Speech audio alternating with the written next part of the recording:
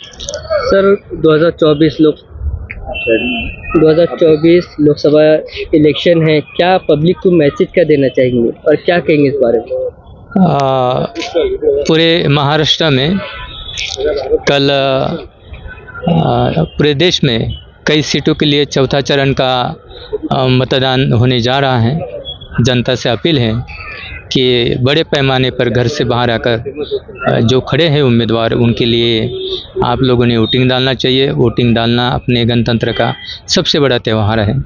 दूसरी बात यह है कि महाराष्ट्र में वर्षाताई रुपोते जी हैं, वंचित जी है, वो उनको आप बड़े पैमाने पर सपोर्ट करें।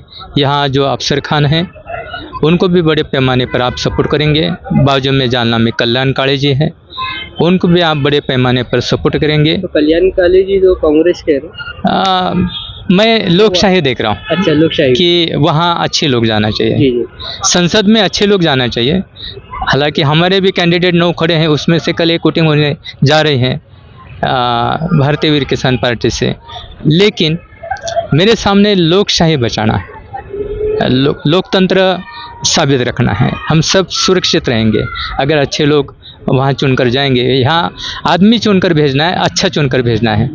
कौन से पार्टी का है, लेकिन वो कितना काबिल है ये भी ज़रूरी है कि काबिलियत पर उनको हमने, भारत के लोगों ने काबिल इंसान को चुन के देकर अपना लोकशाही गणतंत्र बचाना है।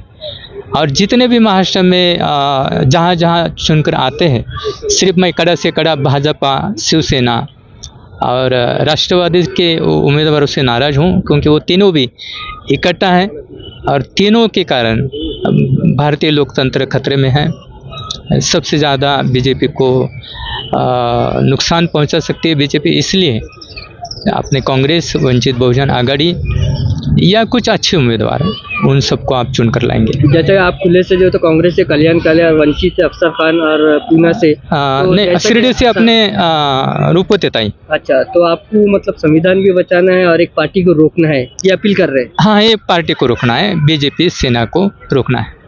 सर जैसे कि आपके जो तो कैंडिडेट कहाँ से खड़े हुए हैं और आपकी पार्टी का नाम?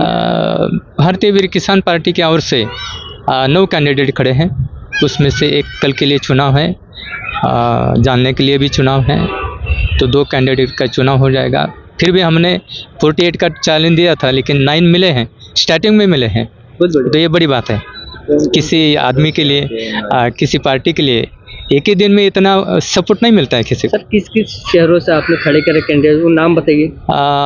मुंबई से 3 हैं, जालना से 1 है, पूना से 1 है, और जो आता है सांगली से, वहाँ से भी 1 खड़ा है, सोलापुर बाकी। सर जैसा कि अभी जो 18 इयर्स के अभी जो अडल्ट हुए हैं, बालिग, अभी उत्साह में है कि मेरा फर्स्ट वोट है, तो आप क्या कहेंगे? अभी फर्स्ट वो उसका है, तो उसकी एक उत्सुकता है कि मैं फर्स्ट वोटिंग करने जा रहा हूँ, तो उससे कल अपील है कि वो कोई होश हवास ना गवा बैठे, सोच समझ कर उसने वोटिंग करना चाहिए। युवाओं को, 18 साल के युवाओं को बुरी तरह से फंसाया गया है, उनको दारू पिलाई जाती है, दारू में वोटिंग अच्छा नहीं होता है, इसलिए होश में आपको अच्छा एक कैंडिडेट चुन कर देना है। ये नौजवानों को जो 18 साल में कल वोटिंग करे फर्स्ट, गुड लक है वो लोग जो कल वोटिंग करेंगे और अच्छा करेंगे। कभी देखने में आता पोलिंग बूथ पे माहौल खराब होता है। हाँ, ये सबसे बड़ी बात आपने कही कि पोलिंग बूथ पर आप कल वोटिंग करेंगे, जब तक आपके वीवीपैट से पर्ची नहीं निकलेंगी कल, तब तक आप वहाँ से नहीं निकलना है। कैसा उसका तरीका बता दीजिए। कैसा तरीका? वो 2, एक वीवीपैट रहेगा और एक वोटिंग, और एक आपका बटन दबा जाएगा। दोनों में अगर सेम होता है तो आपका वोटिंग हो गया, ये आपने मानना चाहिए, या उस अधिकारी को बताना चाहिए कि ये खराब है, फ्रॉड है। बटन कितनी देर प्रेस करना है ये जनता को आप बताएंगे? वो जो अंदर बैठते हैं बूथ वाले तो आपको बताएंगे, लेकिन आपको दोनों ध्यान देखना है, वीवीपैट प्लस बटन। जैसा कि सर अभी देखने में आता है कि मैं किसी पार्टी को दे रहा हूँ, पर्ची किसी और की निकल रही है, तो वहाँ देखने में आता है, वहाँ बैन होना चाहिए, वहाँ रोक देना चाहिए, वो वोटिंग ही रोक देना चाहिए, वोटिंग उसके बाद नहीं होगी वहाँ। क्योंकि केजरीवाल साहब ने बताया कि कोई ये पार्टी को दे रहा है, लेकिन पर्ची किसी और की निकल रही, जबकि नहीं, वो तो पूरे भारत में है, पूरे भारत में है वो। और बाद में स्ट्रांग रूम पर सभी कैंडिडेट के लोगों ने आना जाना करना चाहिए। स्ट्रांग रूम आपका सबसे बड़ा है। आप वोटिंग होने के बाद स्ट्रांग रूम है, वहाँ आपको बड़ी तालीम मतलब क्या करते हैं, बड़ी जोखिम से वहाँ से आना जाना जरूरी है। कौन क्या करता है स्ट्रांग रूम में, स्ट्रांग रूम की तरफ ध्यान देने के लिए लोगों ने तैयार होना चाहिए। सर अभी कल शाम में जो थे एक शॉप से जो है तो 40 लाख रुपए पकड़े गए, क्या कहेंगे इस पे? कल तो सोने के बिस्किट भी पकड़े गए ना कमल के अंदर मुंबई में। जब सोने के बिस्किट बूथ वाले को, जो बूथ वोटिंग कर रहा है उसके लिए सोने का पैकेज गया कल। हाँ, सोशल मीडिया पे वायरल हो रहा है। हाँ, पकड़ा गया ना कल, मैं मुंबई में था ना।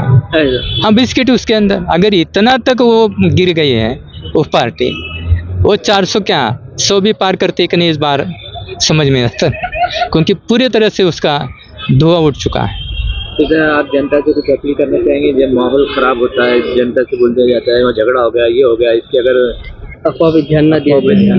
नहीं, अफवाहों पर तो लोगों ने ध्यान नहीं देना चाहिए। लोकशाही का दिन है, गणतंत्र का दिन है, हमको गणतंत्र बचाना है और लोकशाही है तो लोग उत्साहित होकर अपना कैंडिडेट चुने ना। जरूरी नहीं अफवाहों पर ध्यान देना या किसी और पर ध्यान देना। जो छोटे मोटे लोग करते हैं तो उनकी सोच उतनी होती है, इसलिए वो कुछ गड़बड़ करते हैं। लेकिन अच्छे लोग कल बाहर निकलेंगे घर से और वोटिंग करेंगे। सर आपका नाम बताइए, आपकी पार्टी का नाम। भनत एस कुमार स्थवीर उर्फ शाक्य कुमार स्थवीर, भारतीय विरिष्ठ किसान पार्टी का महाप्रवक्ता, राष्ट्रीय केंद्रीय सदस्य, D Buddhist research intelligence international committee का अध्यक्ष।